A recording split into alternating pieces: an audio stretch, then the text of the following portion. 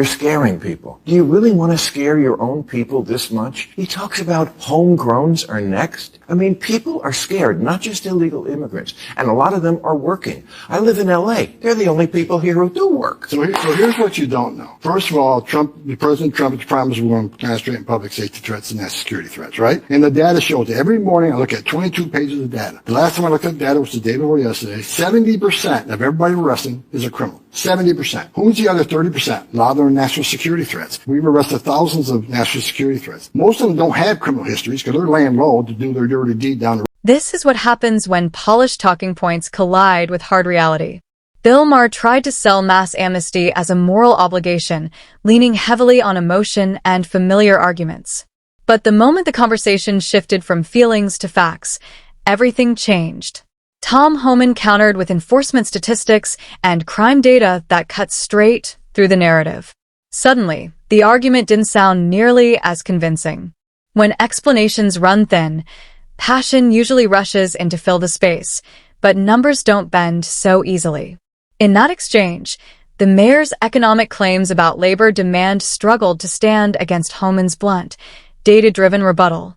I would agree that we need some immigration. Like we used to have a quota, like 1 million people a year. Say that's the right number. We still do. We're the most giving nation in the entire world. Okay, so let's say it's that. And we went overboard for the last 4 years under Biden, and we let in too many. Wouldn't it be smarter now to say, now that it's zero, let's let that even out? We were going to have 1 or 2 million every year, but we let in 10 million. Instead of uprooting all these people now, why not just an amnesty? Okay, it's not exactly kosher how you got here, but the amount of people you're scaring. I mean, I'm going to say to you the thing I said to him when I had dinner with him that horrible night.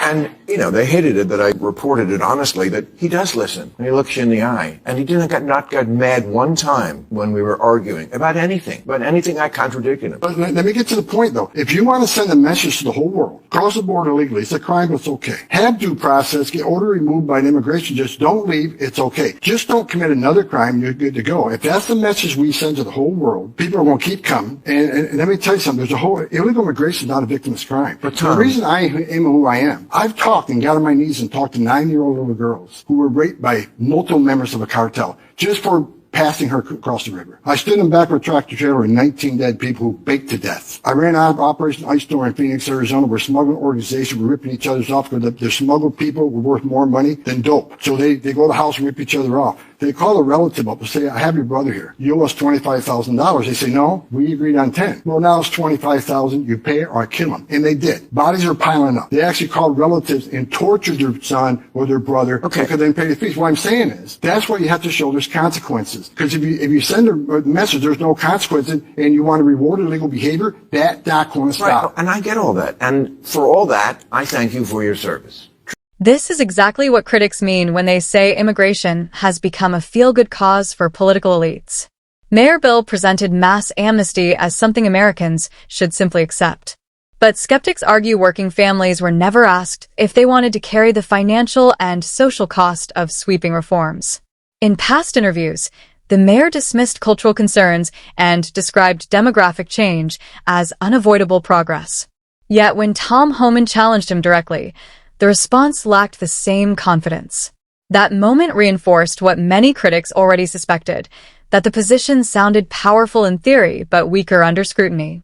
But what we also see is people being just taken away who are just regular day workers. The waitress who worked for 14 years at some coffee shop. And everybody's like, oh, you know what? We voted to get rid of the bad people. The people you were just talking about, but not Carol. What's going on there? Don't you think it's been a little heavy-handed? Don't you think you've picked up a bunch of people who shouldn't be picked up at all? It doesn't seem like it was done with a scalpel. What I think about every day is, again, we prioritize the words first, and the numbers show we do it. What I've said from day one, if you're in the country illegally, you're not off the table. You know why? Because there are millions of people standing in line, taking their tests, doing the background investigations, paying their fees to be part of the greatest nation on earth. If you want to be a part of the greatest nation on earth, there's a right way and wrong way to do it. If you like it or not, the ones who are here illegally cheated the system. They moved themselves to the front of the line, and they've overwhelmed the immigration court system back 9-10 years, which means that people who are really trying to come here the right way are sitting in the back of the bus. right? It's just like what people don't talk about. These 10 million, 10.5 million came to the border in Biden. Well, they're asylum seekers. What people don't understand, if you look at immigration court data over the last 10 years, nearly 9 out of 10 of them will get an order removal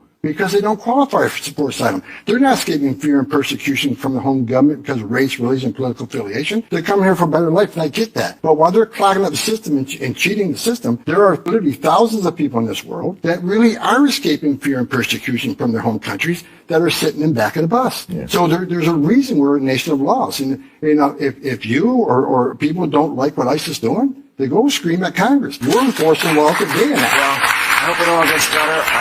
Thank you for coming here and explaining. And the frustration goes far beyond a single debate. Critics say leaders like the mayor consistently downplay the scale of the immigration challenge. Millions of undocumented migrants, strained public resources, overcrowded classrooms, and tougher competition in the job market have all intensified the conversation. Agencies like ICE have become lightning rods, with activists protesting enforcement while supporters argue those actions protect national order. Figures like Donald Trump are frequently invoked, either as a warning about harsh policy or as proof that tougher borders resonate with voters. In the end, the issue cuts deeper than party politics. It touches security, economic stability, and the country's long-term direction, leaving voters to decide which vision of reality they trust. Fire.